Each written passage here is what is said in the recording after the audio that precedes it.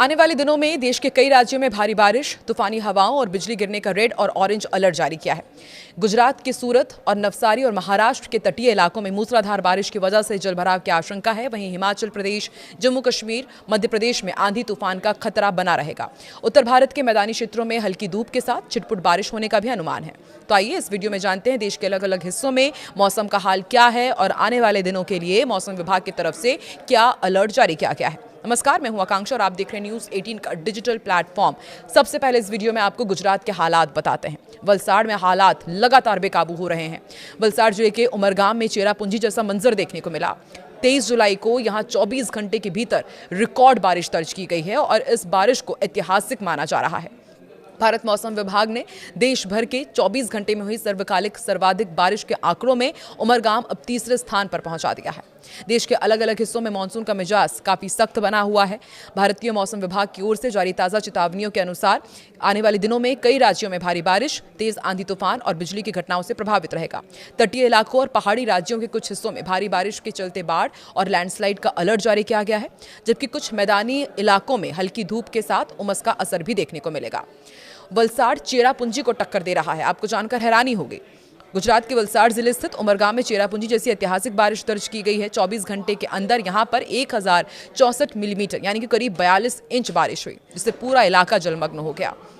देश भर में 24 घंटे के अंदर काफ़ी ज़्यादा बारिश भी होने वाली है। तीसरे स्थान पर पहुंचा हुआ है वलसाड़ का उमरगाम और इस मूसलाधार आफत के चलते राज्य के वलसाड़, नवसारी, सूरत में रेड अलर्ट जारी किया गया है। वहीं दिल्ली और हिमाचल प्रदेश सहित अन्य राज्यों के लिए भी तेज बारिश और आंधी की चेतावनी दी गई है। IMD की रिपोर्ट के मुताबिक गुजरात, महाराष्ट्र, मध्य प्रदेश, हिमाचल प्रदेश, जम्मू कश्मीर जैसे राज्यों में आने वाले दिनों का मौसम काफ़ी संवेदनशील रहने वाला है। दक्षिण गुजरात के वलसाड़, नवसारी, सूरत जैसे तटीय जिलों में मूसलाधार बारिश का रेड और ऑरेंज अलर्ट जारी किया गया है।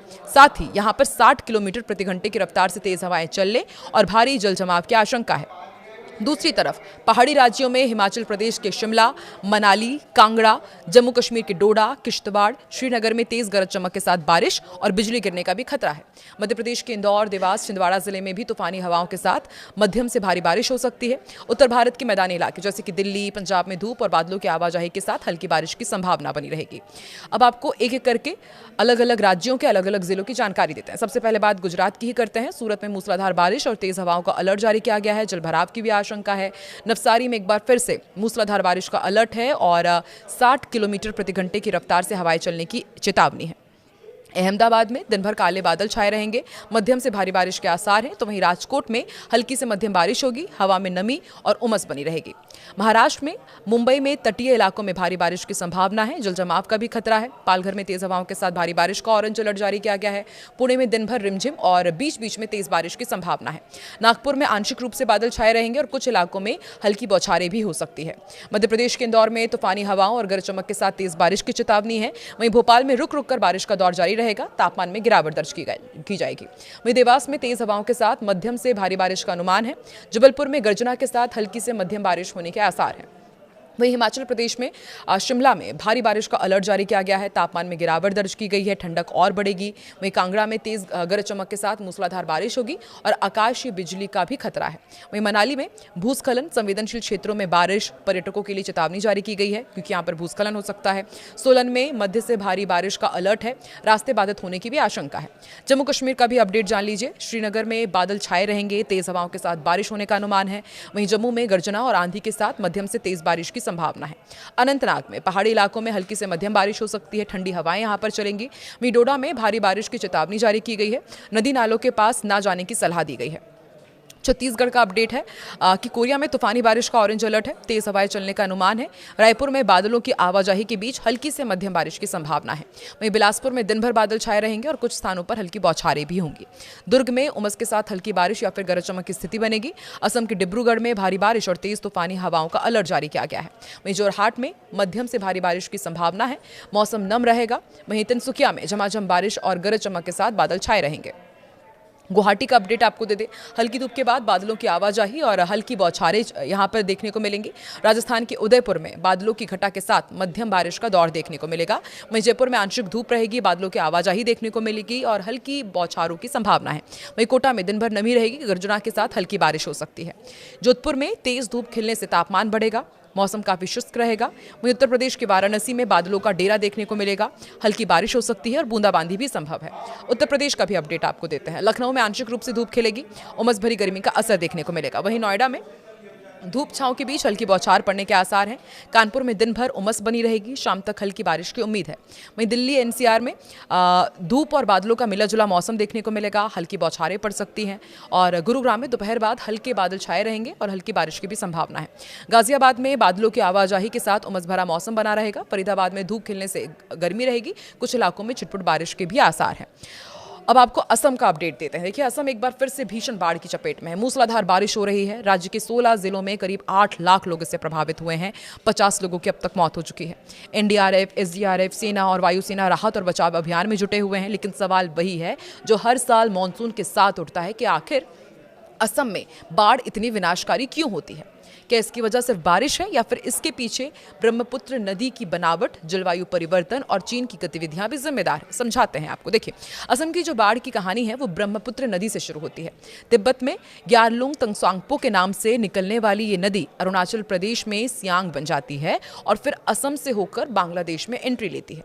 रास्ते में इसमें सुबनसिरी, मानस, जिया भराली, धानसिरी और कोपली समेत 50 से ज्यादा बड़ी सहायक नदियां मिलती है। यही वजह है कि मानसून के दौरान इसमें अचानक बड़ी मात्रा में पानी आ जाता है।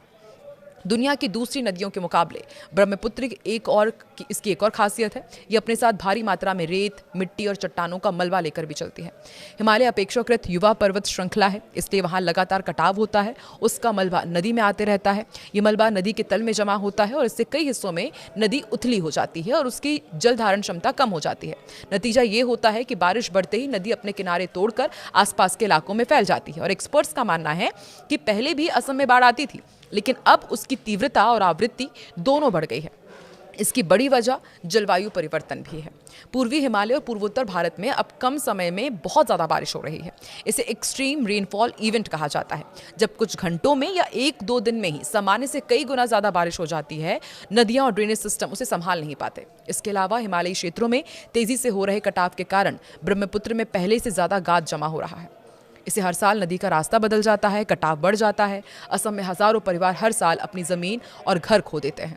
मजबूरी में वो नदी के बीच बनने वाले छोटे छोटे द्वीपों यानी कि चार पर बस जाते हैं, लेकिन अगली बाढ़ में यही इलाके सबसे पहले डूबते हैं। इंसानी दखल भी बहुत बड़ी वजह बनता है। विशेषज्ञ इसे सिर्फ प्रकृति को जिम्मेदार नहीं बताते। उनका यह भी कहना है कि इंसानी गतिविधियों ने भी बाढ़ की समस्या को और गंभीर बना दिया है। राज्य में बड़ी संख्या में वेटलैंड्स पर कब्जा हुआ है।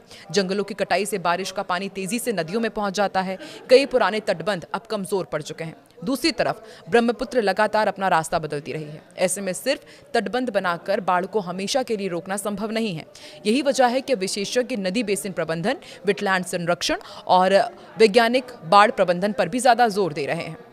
तो असम में बाढ़ कोई नई बात नहीं है, लेकिन कुछ साल ऐसे रहे हैं जिन्हें आज भी सबसे भीषण आपदाओं में गिना जाता है।